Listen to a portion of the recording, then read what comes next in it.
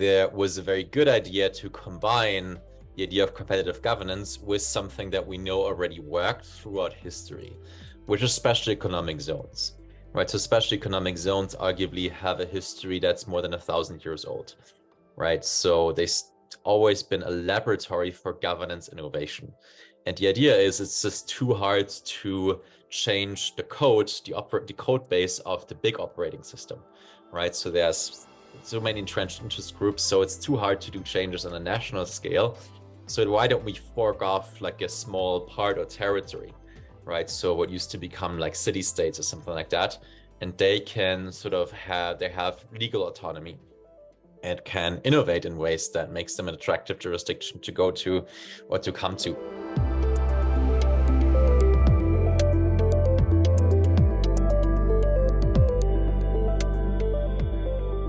Welcome back, everybody, to the podcast. It's my pleasure to introduce you to my friend Niklas Anzinger. Niklas is general partner at Infinitia Fund, a VC investing in frontier technology and the startup cities movement. He's based in Prospera, Honduras, one of the leading startup cities, a prototype of the Balajian network state model. He hosts the excellent Stranded Technologies podcast, my favorite podcast these days, and was a successful company founder and operator in the tech field. He studied economics, philosophy, and international relations in Germany and the US, and worked at several DC think tanks. He now invests in deep tech and companies that benefit from regulatory arbitrage. On a personal level, Niklas is a good friend on the same wavelength as myself and many in the deep tech and Web3 fields. He's quite conscientious and a rigorous thinker with a catalog of practical solutions to the statist regulatory afflictions that ail us and hold back science and technology today. So with that, I hope you enjoy my interview with Niklas Anzinger. Okay, great. So thanks, Niklas, for joining. We've been friends for a while now. We spent time together at Zuzalu, and it's a pleasure to finally have you on the podcast. So maybe you can start us off by telling the listeners about yourself, your story, what your fund, Infinitia Fund, is doing, and we can go from there. Sure, great to be on, Sebastian. Big admirer of your work and of DeSci, and avid listener of the DeSci Podcast as well, of course. There's been some mutual guests that we had on the DeSci Podcast and the Stranded Technology Podcast that I do. Yeah, but myself, I'm originally from Germany and now been nomadic for 3 years. I turned from researcher to startup operator to now entrepreneur and venture capitalist, right? So in my period as a researcher, I spent too much time in academia and school, and I worked for Washington, D.C. policy think tanks, and I thought this is how you create kind of the changes that I wanted to see, right? I studied philosophy and economics and, wanted to create a big change in the world, but I found that that was not the way to go. It's just too slow and stale. So I went instead into tech and entrepreneurship, and I just found that I'm much better fit with my temperament, just the dynamism and also just the template and the playbook, the ability to start small organizations that create very big changes. I find that to me a more inspiring way to kind of create that kind of future I want to see. Just build it yourself instead of trying to reform large organizations that have entrenched interests where it's this constant uphill battle. And now with the VC fund, Infinita, that I'm doing now, I'm basically bringing those two together. I want to sort of inspire a movement that's using competitive governance and startup societies to create sort of change on the governance level that is allowing innovation to flourish, right? And as a background, and we'll talk a bit about that, I think there's a lot of technology out there. Biotech and healthcare is a perfect example, or longevity, but also hardware, the world of atoms, right? Nuclear power, for example, or drones, right? And in crypto, there's a constant battle against the regulators. And I think with a better regulatory paradigm, we could really unleash a new wave of technological progress that's been held back for a very long time. So this is the work that I focus on with Infinitia Funds, kind of finding startups that are kind of downstream of startup societies, or what Balaji Srinivasan calls network states, sometimes called special jurisdictions or startup cities, and kind of use sort of better legal guardrails to increase kind of the innovative power, reduce iteration times to innovate, reduce fixed costs, right? So examples are I invested in biotech companies, including your own Immunage Pharma, because I think it's very clever how you use Puerto Rico tax credits as a jurisdictional play. Also in 2 drone companies. One of them is based in a startup city called Prospera that we'll probably get to talk about. And also in sort of 2 crypto legal plays that's also trying to use or sort of having their own jurisdiction with sort of better laws and more clear regulations when it comes to digital assets and crypto. Excellent. Thanks for that introduction. And yeah, glad to have you as an investor in ImmuneAge too. And I'll take the opportunity to plug your podcast, the Stranded Technologies podcast, which is probably my favorite podcast. And I listen to a lot of podcasts, okay? So it's my favorite podcast out there. Sorry if I've offended any other podcaster friends, but everybody needs to go stop what you're doing and check out the Stranded Technologies podcast. And so getting especially into that, episode 15. Yeah, 15. Best yeah, ones ever on the podcast. Yeah, the best one ever, the one we did together, episode 15 on Longevity Biotech. But yeah, maybe you can speak about a few of the guests that you've had on the podcast that you think the DeSci community might be interested in. Yeah, episode 15, you gave an intro to DeSci and to Longevity Biotech, and sort of what the nexus is with crypto, right? So this was really an eye-opening podcast for me and lots of my listeners, and kind of drawing the connection. And I think we are touched on what we talk about today, why DeSci needs startup societies or startup cities and kind of physical sandboxes with a better regulatory paradigm to really flourish. So this is what we're going to talk about later. Other than that, there's super interesting episodes like episode 4 and 8, right? So Jessica Flanagan is a professor for philosophy. Raymond March is a public choice economist. And they're both talking about the FDA, both from a moral point of view and from an economic efficiency point of view. So the status quo is deeply morally flawed. That's something that Jessica is talking about. And it's also very inefficient when it comes to innovation, when it comes to actually producing safe and effective drugs, right? So that's not what it's doing. That's the purpose of it, but not the outcome. And other episodes that are noteworthy in the space, 46 with Patrick Linden, also a common friend of ours that we met at Zuzulu, also a philosopher who makes also the moral case for radical life extension, and why sort of that age-old sort of aversion against the idea of immortality and extending human lifespan, why it's a good thing to do that, why it's a good thing to aspire to live longer and healthier, right? So beyond what we consider right now, the natural boundaries or the natural state of affairs, right? So these are great episodes for listeners of this podcast, of the DeSci podcast, that overlaps with the topics that you're discussing. Great. Yeah. And, for the technophiles among us who echo that Founders Fund Peter Thiel quip about, they promised flying cars, we got 140 characters, reflecting the apparent lack of technological advancement since, say, around the 1970s. What happened? You and the people you interview seem to be single-handedly, trying to overcome that trend. And so you speak with people doing radical deep tech projects like modular nuclear reactors and supersonic flight and longevity and synthetic biology and so on. So it's really the go-to place to hear, what is the latest and greatest in technology. The Foresight Institute has a lot of people in the nanotech field as well. So that kind of vibe. So there's definitely a lot of overlap. For people who are interested in going to a DeSci gathering, there are gatherings all over the world now, just in the last 3 years since we really kicked off this movement.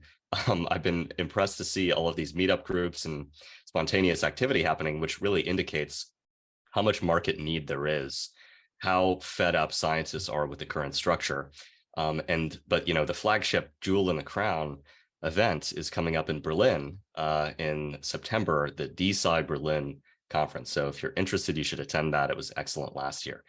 Okay, so going back to Infinita, maybe you can talk briefly about some of the portfolio companies that you've invested in already and some that you're looking at. You don't have to be specific, but the sort of areas that you're interested in, the regulatory arbitrage thesis. Yeah, so I have 3 buckets, basically: biotech and healthcare, hardware, and sort of finance or digital assets, right? So when it comes to healthcare and biotechs, I want to see things that kind of break with the current paradigm in healthcare in meaningful ways, right? So either you go to a different place where you get sort of regulatory advantages to do faster clinical trials, or to get tax credits like you do in Puerto Rico. There's a company called MiniCircle and Prospera that's doing faster clinical trials. There is, and also I'm interested in companies that also want to reduce the need for third-party providers, for example, right? So I'm going to invest in the first ever investment in a Honduran company called Dr. 7 that is basically reducing the need for third-party providers for insurance for like very basic needs, right? So you can just have a very simple telemedicine health doctor for a subscription price, sort of with the lower price point of Honduran doctors that are providing it in Spanish-speaking country worldwide. Honduras has a doctor surplus, which is very rare in the world, right? The second bucket in hardware, I invested in 2 drone companies. So the bet is that Latin America will be the place where drones take off. What not many people know, what speaks kind of to that regulatory flaw, is that the biggest drone logistics company to date, Zipline, valued at several billions right now, they're started not in the United States in Silicon Valley. I mean, that's where they're also headquartered, or is it Austin? But they started their first commercial drone operations in Rwanda, right? Just because drones are regulated like airlines in most jurisdictions in the world, owing to, and I had an episode 24 with Santiago Pinzon from Orchid, to kind of international sort of standards, or, you know, international regulations, sort of the cartels, they like to work together and sort of coalesce around sort of some of these regulations that are holding back the industry in many countries. You still have freedom, though, as a jurisdiction to do it differently. These constraints are not binding, which is good, right? So the bet is on smaller countries that take the leap forward when it comes to innovation in drones and hardware, and also hopefully for nuclear power and for, you know, construction tech. And then sort of it scales to other and to bigger jurisdictions, especially in drones, the ones with high urban density. Yeah, because drones and air traffic will be tremendously important for the future of cities and of logistics. Just the price points are just much more competitive, and just the speed at which you can deliver certain things, especially in the regions of the world that are rapidly urbanizing. There's just a tremendous upside from that. And these companies are breaking ground now in Quito, Ecuador, in Sao Paulo, Brazil, right? So this will be sort of unprecedented that we can do drones at city scale. So this is great. And the third bracket, sort of the digital assets or finance, there I'm specifically looking for interesting legal plays, right? So that's kind of a more higher bar threshold for me. You want to use something like Prospera to get a banking license or to get an insurance license, right? Because these are 2 terribly overregulated markets in almost any part in the world. So it's a very low-hanging fruit to do a new insurance company that sort of can iterate and start much faster, right? So in Germany, for example, or there's this insurance tech company in Brazil that raised the biggest early stage round in the history of Latin America with 35 million. And they had to, because insurance is such a hard market to break into because of like the capital requirements and just the licensing requirements. Like it costs between 1 to 5 million per insurance product to get licensed for. And there's a long laundry list of insurance products, right? So many insurance companies start in like auto insurance or something where the barriers are low. So that's just a good example for an industry that with just different legal requirements or guardrails, you can just massively unlock the value of it. So I made 2 investments in company. One is its own special jurisdiction, the Catawba Digital Economic Zone. So the bet there is it could be the safe haven for crypto in the United States, right? So by providing an alternative to Delaware incorporation laws, where it's just very clearly defined what your digital assets, who has ownership of them, and that they're protected and their property rights and things like that. And the second one is a company called KillB, which is building sort of the crypto on off-ramp rails for fintechs in Latin America. Again, sort of to build a more liquid financial system, not from in the United States, but from outside, to just unleash the power of sort of a more borderless financial system. Excellent. Cool, man. So moving on to the broader theme of competitive governance. So it really clicked for me when I heard, I think it was Patri Friedman grandson of Milton Friedman, one of the thought leaders in this competitive governance space, when he said, he quizzed us, what is the largest industry in the world? What is the largest sector of any economy? And people will say, oh, maybe it's, banking, or it's military or whatever. But it's actually the government. It's the state. It is that entity, according to Max Weber, which claims a legitimate monopoly on the use of violence within a given territory, as the libertarians would describe it. And governments tend to provide poor quality of service in large part because they're monopolies. Like the DMV is not very good because there's only one option. And so what if we had more options? And this gets to Balaji's framing of it. I think he's borrowed this from another thinker, of exit versus voice. So with voice, you try to stick around, go down with the sinking ship, you vote, you agitate politically, etc. In large empires like the United States or EU or Russia, it's not easy to do as a small faction. The alternative would be exit, where you vote with your feet. So many people throughout history have defected or moved to greener pastures. And indeed, we owe the formation of the United States as this crazy experiment to that example of exit. And at the time, it was this idea of radical freedom of religion. You've got all these weird, what we would call cults, spin-offs from, the dominant Anglican or whatever religion, and freedom of speech and everything we know and love and now sort of take for granted, and rights that are being eroded in the Constitution, the Bill of Rights, and so forth. And so that was cool, 200 plus years ago, but maybe it's time for an upgrade. Maybe it's time for a new operating system for the most important sector of the economy, the most important area of human life in modern society, which is state action. And so many people will argue that the state should be bigger, that it should be smaller, that it should be doing different things. You don't have to agree on what the state should be doing. You just should agree that we should be allowed to experiment.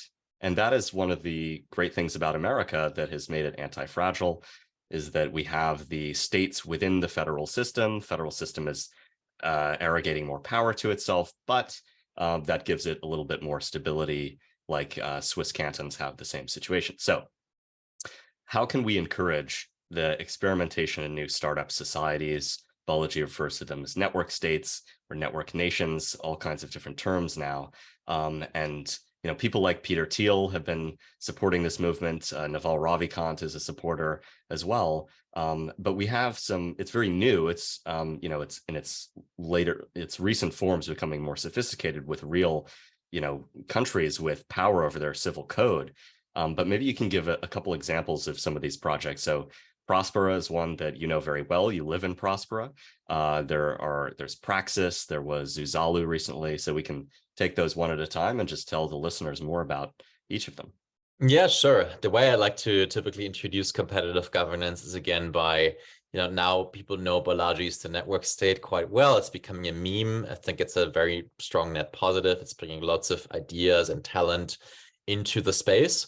And it's now brought us to an inflection point where I think we can create a larger movement, right? So that's a very positive, but some of parts of the network states or much of the network state idea is a bit confusing to many people. So I typically put it in context, right? So think of it as a progression from like seasteading to charter cities to network state, right? So seasteading was the idea, as you just described, we need to try new things, right? So we know some of the things aren't working for everyone. Not everyone has a government or lives in a jurisdiction that they share values with, and they like to try out new things. There are some things that we fundamentally feel we are lacking and are not working for everyone. So why not do it on the ocean, right? Because there's no governance there. Didn't work for cost reasons. And then I think in the second iteration, there was a very good idea to combine the idea of competitive governance with something that we know already worked throughout history, which is special economic zones, right? So special economic zones arguably have a history that's more than 1,000 years old, right? So they've always been a laboratory for governance innovation. And the idea is it's just too hard to change the code base of the big operating system, right? So there's so many entrenched interest groups, so it's too hard to do changes on a national scale.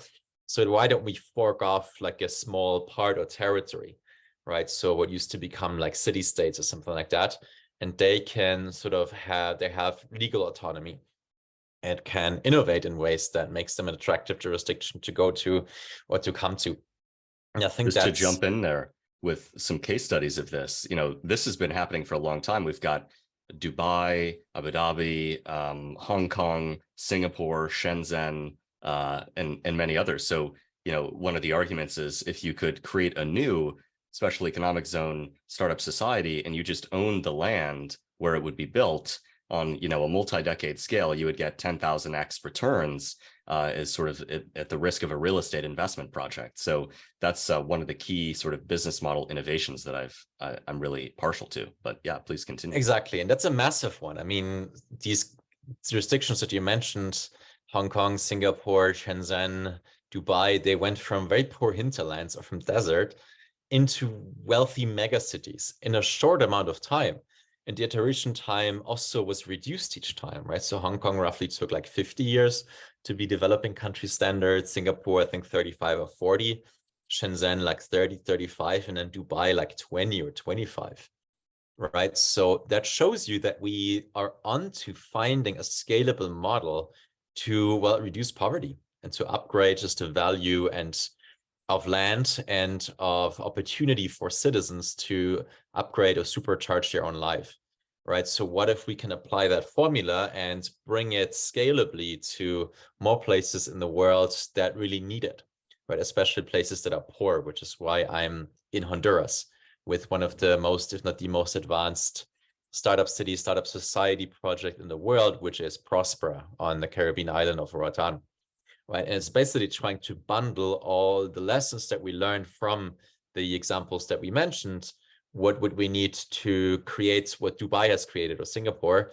It's common law-based legal systems, right? And it's good governance, sort of institutions for dispute resolution, for arbitration, and for anything that you need to do business, right? So that means free markets, freedom of contract, and just reducing the barriers for entrepreneurs to do business. So that's basically it. So if you there's nothing fundamentally new, right? There is a lot of best practices that have accumulated over history that we just need to put together in the right context and in scalable ways, and sort of find enough friendly governments and jurisdictions that allow more projects like that to happen, which again has also the benefits for these nations or governments because they get tax revenue from it.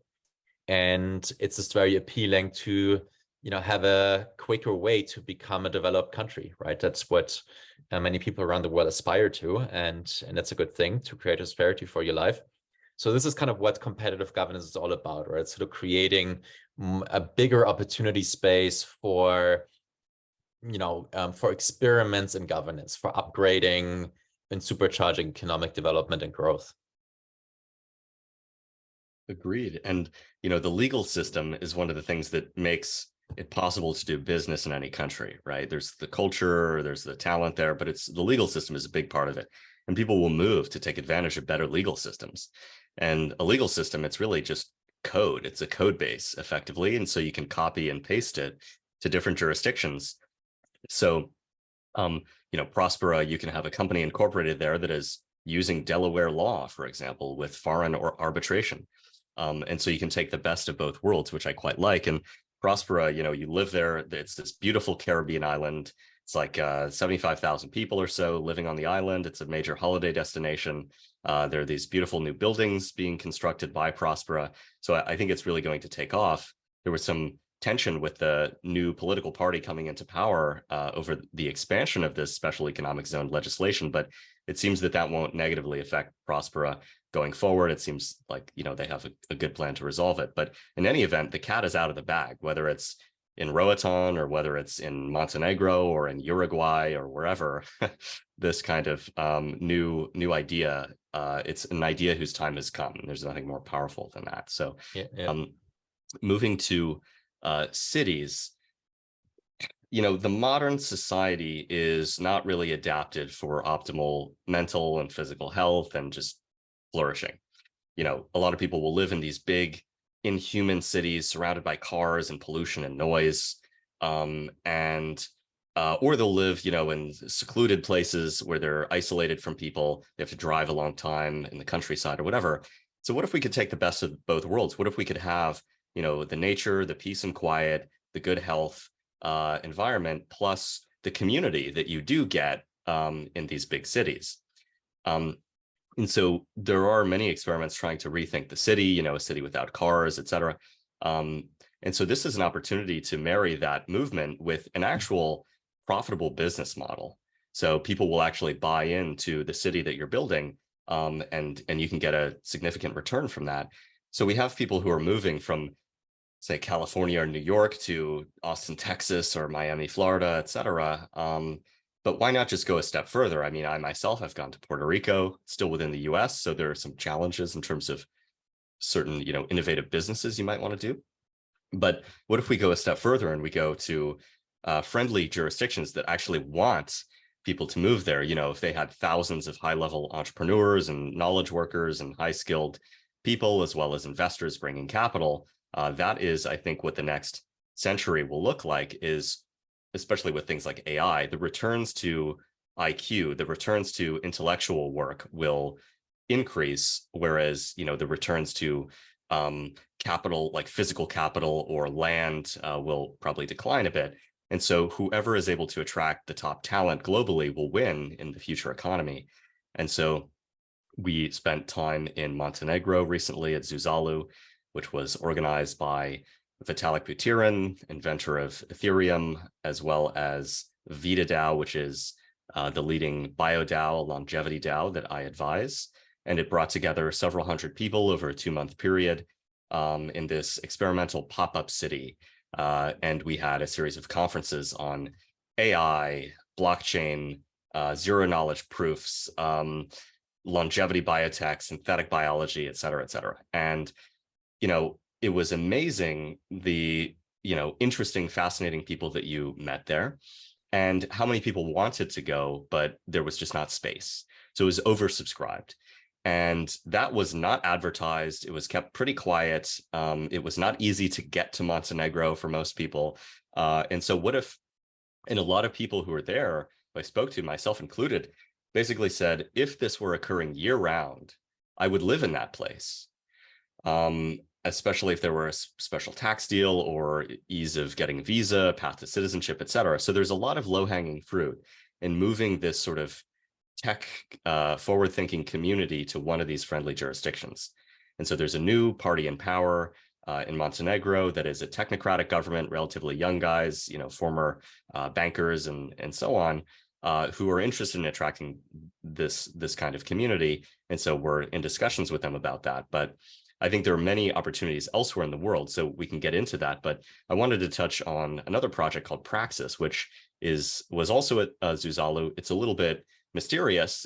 It's not entirely clear, to me at least, what the plans are, but it seems like a smart team and a cool group. So there's also this Urbit community, which is based around this new operating system, but they also have these sort of startup city sympathies as well. So maybe you can tell us what you know about those groups. Yeah, maybe we could also turn the conversation around a bit towards DeSci. Sure. Yeah, so my question to you would actually be, because many listeners that hear this are saying, well, I'm kind of fine where I am, right? I live in like New York or San Francisco or in Berlin. These are great cities, right? So there's so many things that I like about them. And I think it's important there to notice that that's totally fine, right? So these places are great, right? So we live in developed countries. We live at the in a stage of history that with unprecedented like wealth and opportunity. So what's important to note about these startup societies is that they're speaking to people kind of at the frontiers, sort of at, so one is people that are in poverty and others are sort of technologists like us. So maybe we can turn the conversation towards longevity, biotech, and DeSci, because before I went into working on Infinita and this Running Technologies podcast and having our conversations, I didn't know that much about sort of the biotech world, right? And until I met you, until I met WitaDAO, it struck me that there's a high urgency to find these kinds of solutions, which maybe gives also your listeners an appreciation for why this is kind of important and urgent for them now if they care about DeSci and longevity. So maybe you can talk a bit about why it is that in the longevity community, in the DeSci community, that you feel this itch or this urgency to go somewhere or to sort of change something or go somewhere where you can innovate better. Sure, yeah, you've teed that up quite nicely. So the greatest threat to any of our lives and livelihoods is illness, getting sick, getting old. And right now, it's the only guarantee in life that we will suffer and age and die. And governments spend significant amounts of their budget today on military and various other interests. But it's actually not foreign governments or even your own government that is the greatest threat to you today. It's actually aging and disease. So what if we had a society where we recognized that truth and we prioritized our capital, talent, attention toward biomedical research, particularly longevity, but also advanced technologies like synthetic biology and so forth. And so VitaDAO and Molecule and other organizations are sort of laying the groundwork for that kind of philosophy, as well as this organization that I'm involved with called Vitalism. It's a political movement. We say sort of jokingly, it's a religious movement like a cult, in that there's a religion-shaped hole in the human psyche. Humans need some higher purpose and sort of community and aligned values and ethical principles, and it helps to, make those explicit as a part of a religion. Or some people, for them, it's, loving Disney films or loving Apple products, or their state, their nation state becomes their religion, right? Which can be unhealthy for sure. So that's kind of the thinking behind this longevity movement to create a longevity startup city network state. And there's some practical considerations too. So if you live in the US or Europe, you have centralized monopoly regulators. So the FDA, the EMA, for example, they tend to, again, like the DMV, not do the best possible job because they're a monopoly and very bureaucratic. They tend to be more corruptible. There's a regulatory capture occurring, this regulatory revolving door, it's called, where people in industry will go work with the regulators to benefit their industry contacts and cycle. There's also another issue with respect to not approving efficacious drugs fast enough. So there's the problem of inefficiency, the problem of corruption, but also the problem of related to inefficiency, which is that tip of the iceberg problem where there's so many people who are dying because they can't get access to medicines that should have been approved sooner or should have been approved but were never approved. So there are drugs that you can get in Russia or Japan that you can't get in America. And, the drugs you do get in America are like 10 times the cost of anywhere else.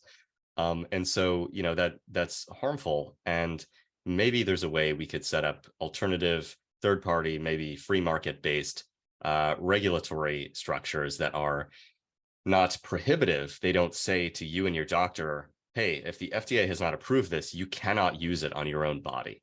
It's the same logic as recreational drugs. It's government saying, hey, we don't think you should be able to use psychedelics. We don't care, about the evidence.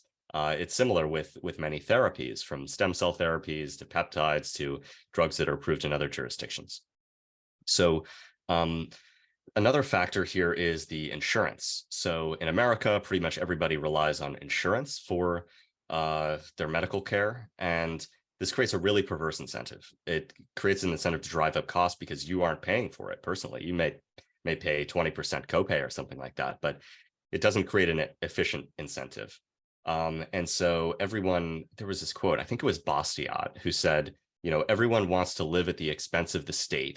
The state is the illusion by which everyone lives at the expense of everyone else. Yes. Exactly. Yes, exactly. And so everyone thinks they can get something for nothing, but as Milton Friedman and others said, there's no such thing as a free lunch. And if you're consuming some good or service, someone had to work to produce it. And the state doesn't, generally speaking, the state doesn't produce value itself. It just sort of moves capital around and tells people what to do. in often an inefficient way. So anyway, long story short, if you get cancer, in America, you have to go to the standard of care medical guideline. So you have to basically take the pill, the drug that your medical authority has said is the first one to take. If that doesn't work for you, then you can take the second one, the third one, etc. So this is sort of a union between the insurance, of which there are like 4 or 5 big insurance companies in America, which are highly profitable, and the medical guidelines, which are set by cabals of physicians mostly and government. And so that creates a bit of a problem, because how could you possibly innovate in clinical medicine when doctors have to follow a prescribed flowchart of what they can prescribe to their patients? So much of innovation throughout history in clinical medicine has been doctors experimenting with the consent of their patients to try something new. And now doctors are afraid to do that because they'll get sued. And governments are actively shutting down medical practitioners who deviate from the medical guidelines, even if no one has been hurt. They've gone a little overboard with that police power. So it's created this field of medical tourism. So people will go to Latin America, Caribbean, Turkey, Malaysia, sometimes Singapore, Germany, Switzerland, for medical care, really high quality at a very low price. And so what if we could sort of institutionalize that? What if we had a country that was self-consciously interested in providing the best quality, best evidenced healthcare at the lowest possible cost? And so that is one of the projects we really want to investigate here. And we like Latin America, and we like Montenegro thus far. Thailand is also pretty good for this. So yeah, we can get into that in a bit. But just speaking about DeSci specifically, so DeSci is, for those who are new to the term, a movement in the scientific community to rely less on centralized authorities, so the government, big corporations, etc., and to finance scientific research through crypto rails. So people can pool capital through the Web3 infrastructure and deploy it into bio DAOs that invest in these projects, whether the projects are academic labs doing radical science that's outside of the prevailing dogma or paradigm, or biotech companies doing really radical, interesting things that VCs often won't fund because it's perceived as too risky. And VCs are actually not really risk-loving entities. And we owe a lot of that to family offices and investors like Peter Thiel, for example, or Balaji and Naval, for actually backing these out there ideas that have such enormous potential. So through the DeSci crypto rails, we can finance these projects. VitaDAO has financed, over a dozen at this point. And then you can take the intellectual property that results from those projects and you can put it on chain and fractionalize ownership so that individuals have control, governance rights over what is done with that science. So imagine that, type 1 diabetics had some influence or control over the intellectual property around insulin and other therapeutics that companies developed with the use of these patients' own bodies, right? You can't develop a drug, you can't develop insulin unless you're giving it to diabetics, right? So why shouldn't the patients, especially if they're investing, contributing to the study, have some rights and control? And we ran into this issue with various big pharmas like Eli Lilly or Sanofi charging huge amounts of money in this sort of weird cartel manner for insulin when it doesn't need to be so expensive. And so these are just a few case studies of how things are going wrong with the current system. And we may be able to institute new structures abroad. So yeah, I'll pause there if you want to dive into. Yeah, and this is so important because that just shows how much urgency there is, right? So these are massive problems, right? The mis or the bad incentives in healthcare are affecting like everyone. But at the same time, most people have a very strong status quo bias. Right. So science is organized in a way that it just benefits a lot of people that are willing to go through sort of other initiation rituals instead of get all your titles and all your credentials. And then you basically have an easy life. Right. So it wouldn't work if it wouldn't create this class of people, intellectuals and sort of institutionalized scientists that benefit massively from it, right? So at the same time, sort of, I think you know Terence Keeley, I'd still love to have him on my podcast, who talked about how basically government funding of science crowded out privately funded science, right? So there is this bad argument out there that science is a public good, therefore the government has to fund it, which is a non sequitur, right? So in the crypto world, we know that we can finance public goods also privately, right? So the only advantage that the government or the state has is that it can force people to buy its product, right? That's, you know, knowing what we know, how free markets and emergent order work, not a very good or efficient way to do it. And that is very bad for science all over the world, right? Because you're basically competing with like very well-funded or capitalized scientific institutions.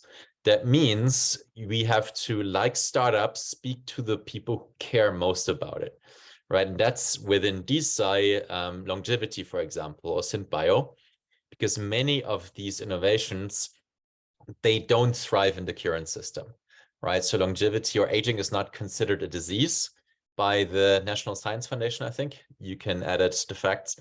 And so that means there's this urgency. If you really care about the science, like really care about the science, then you're automatically questioning, why are things done the way they are now? And then you end up sort of with some of the conclusions that we're coming up with. Hey, this is not how. So we're incentivized to question how the system works and look for alternatives, right? And that's what forms kind of our moral innovation. Like, life is good, death is bad.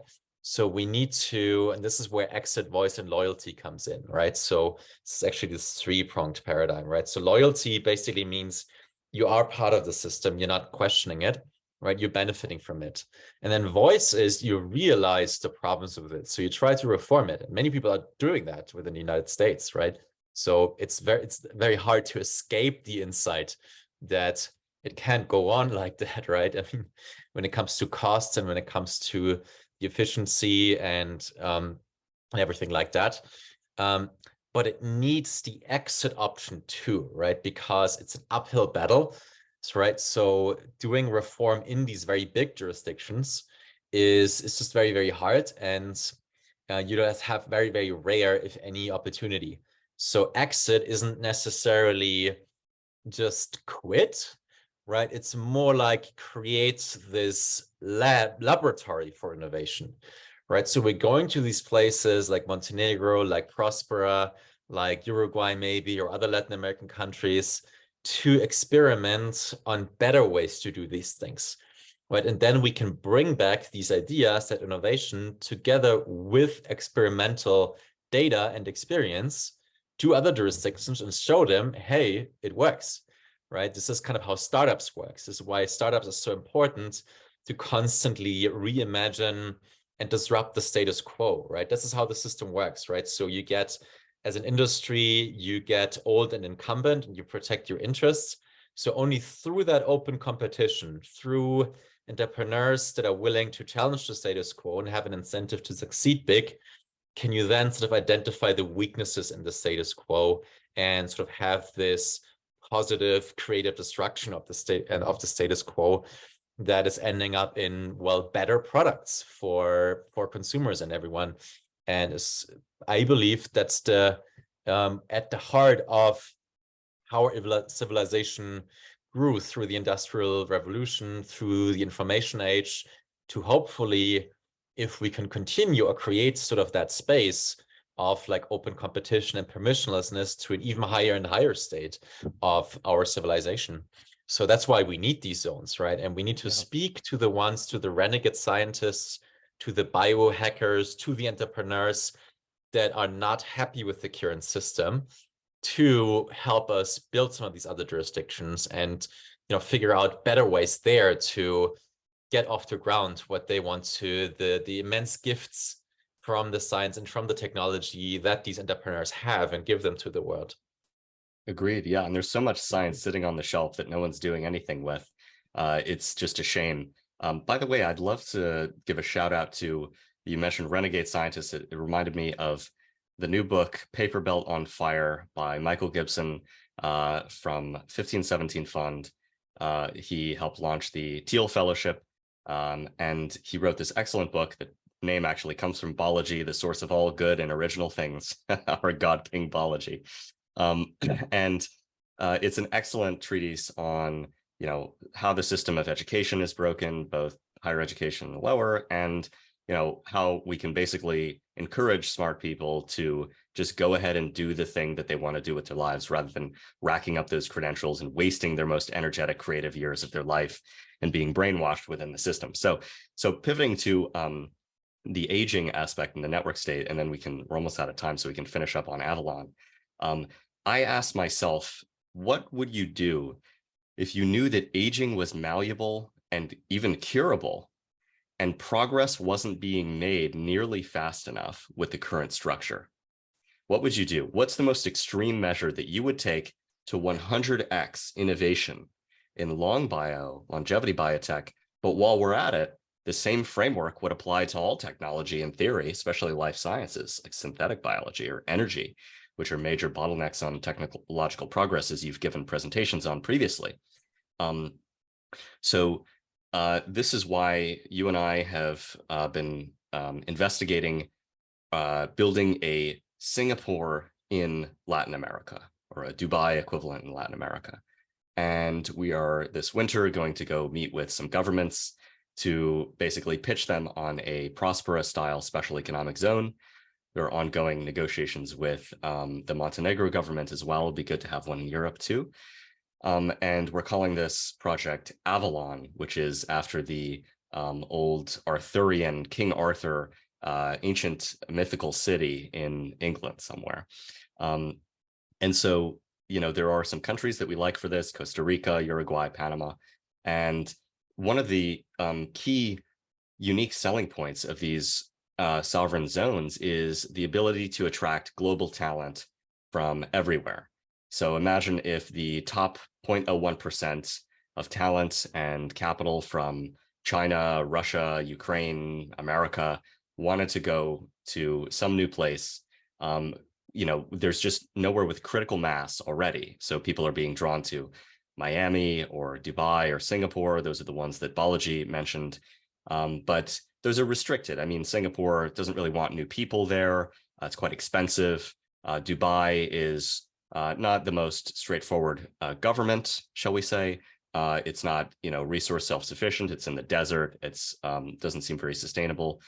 It's highly dependent upon imports.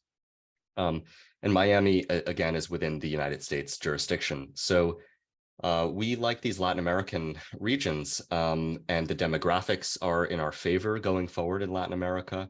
They're major commodity producers in a world where paper assets are losing their value, as we recognize that they were never worth what people claimed in the first place.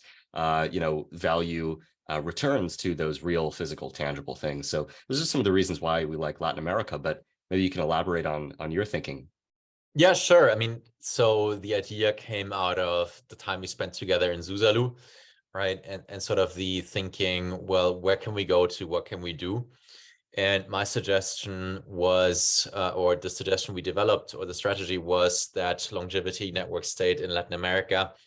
And why not just Prospera, right? So why not just as one place? And the idea was that would be a single point of failure, right? And longevity, we need to set the foundations for like a decades, maybe hundreds years long trend. So for that, we need to be anti-fragile and diversified, and ideally have 3 to 4 different jurisdictions, right? Also, secondly, even Prospera is probably the most forward-thinking jurisdiction in the world and the highest degree of legal autonomy for like longevity, biotech, or anything. But at the same time, it faces political trade-offs, right? So its first and foremost mission is to create positive externalities and economic growth for Honduras. And for that, it needs to survive. So, there are things that we're doing that are out of the audition window, right? So people don't like the sound of like gene therapy or GMOs or some things like that, and don't have sort of the background education or the awareness or the nuance to sort of adjudicate whether that's a good thing or not. So any of those things that are too out of the audition window create sort of points of attack for Prospera and for any of these jurisdictions, right? So that's why you don't want to have these single points of failure, because these jurisdictions all face political trade-offs, right? So yeah. And then also, do we want to build our own complete city? That's a lot to build. It would take a lot of years. So maybe we can go to market faster by working off of existing governance providers and jurisdictions. So the idea is therefore to have like 3 or 4 different jurisdictions. And in each of them, we try to tap into what's already there, like local talent, infrastructure, history of clinical trials, medical tourism, manufacturing capability, doctors, and like a talent, and sort of have like a multi-jurisdictional network state where we have a couple of entrepreneurs building companies and develop a local ecosystem that's ideally making as much use as possible of existing talent, right? Because that's been my experience with Prospera.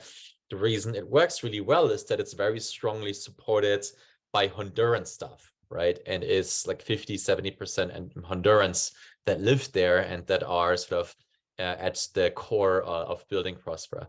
And I think that's key for any of these projects to succeed, is that they create these positive local externalities. And then I think by having 3 or 4 different jurisdictions, could be between Prospera, Puerto Rico, Uruguay, or Panama, or Costa Rica, that's what we'll find out, right? So we're going to meet with governments in these regions and sort of with startups and VCs and try to see what's the potential for being a node in that jurisdiction. And can we prove that we can sort of encourage or incentivize entrepreneurs like us that we take with us on a journey to move to these places permanently or semi-permanently for a couple of years to build these ecosystems. That would be the hypothesis that would be seeking to validate with that longevity network state. Exactly. Yes. And, these places like Dubai and Singapore and Hong Kong, their selling points were low taxes and high ease of doing business. And that's great, but I think we can go further than that, because each of them have their downsides, as we just discussed. Hong Kong kind of off the table because the Chinese government is coming in. Singapore, it's full, it's very expensive, it's far away. Dubai, similar issues. And so what if we could have that, but we could also have like a nice weather place with low taxes, maybe not zero, but very low, high ease of doing business, easy to incorporate companies, really quick, and it's resource self-sufficient. And it's a small enough country that they want to be agile, they want to be innovative. And if we were to bring a couple thousand people, it would make a difference to them. So Honduras, it's a large population. Many of these countries, they're too big. We wouldn't move the needle. Like Switzerland has a pretty good model. But even if we move 10,000 people to Switzerland, it wouldn't really make a difference to them. They're already doing a lot right. And so there's a lot more low-hanging fruit and room for improvement in some of these other jurisdictions. And so, I kind of asked myself, all of these digital nomads, of which we are multiplying, there's so many more digital nomads all the time. And I think that'll just continue as technology advances. Will want a place to settle down. So digital nomads are not going to want to constantly be on the move for the rest of their lives. They're going to want to have children, families, etc. There are advantages to staying put in a certain place for at least half the year. And so I asked myself, like, what would I need? What would I look for in an ideal place to live and settle down? So for me, it's good weather, low taxes, good English speaking. The locals are friendly. They want immigrants, ease of doing business, and so on. We have a whole list that we've developed. And some of these countries in Latin America really do check most of those boxes. Uruguay, I have a good feeling about. We've gotten good feedback from people interacting with the government there.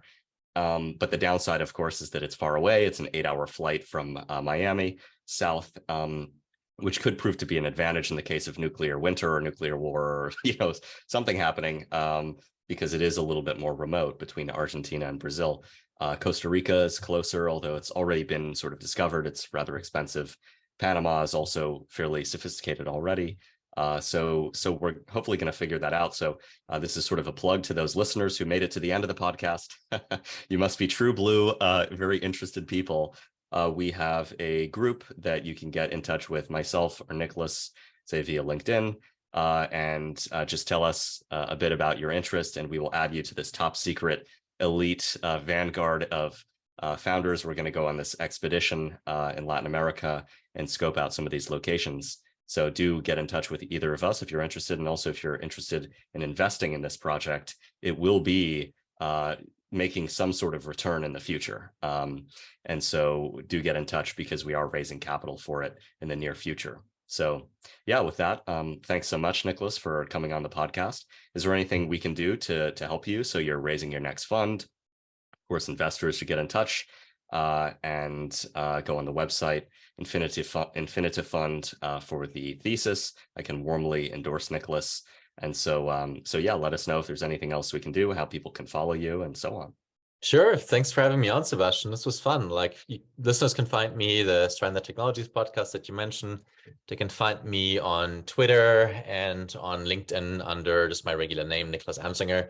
I'm pretty easy to find there. And yeah, looking forward to connect with anyone who wants to invest in that ecosystem that I'm helping to put together and who wants to build, right? So the most important resource or scarce factor in the world to make any of the things happening that we're doing is entrepreneurs, right? So entrepreneurs are carrying the world on their shoulders.